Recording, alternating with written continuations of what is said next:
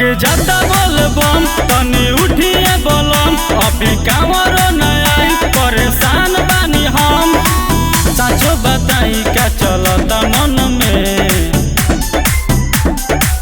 चली ना बाबा के भवन में सावन में चली ना बाबा के भवन में सावन में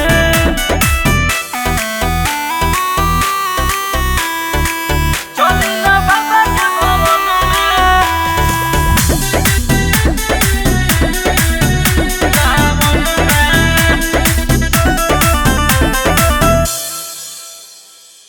होगी तैयारी भीड़ हो जाई भारी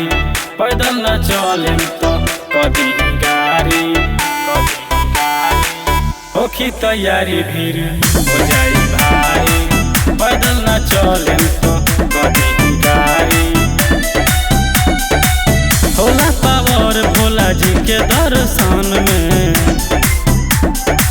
चली ना बाबा के भवन में सावन में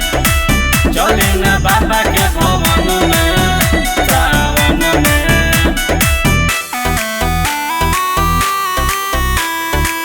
चली ना बाबा के भवन में सावन में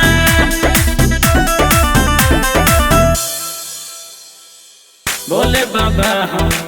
जटाधारी रउआ के मोहनी कके सुमारी बोले बाबा हम जटाधारी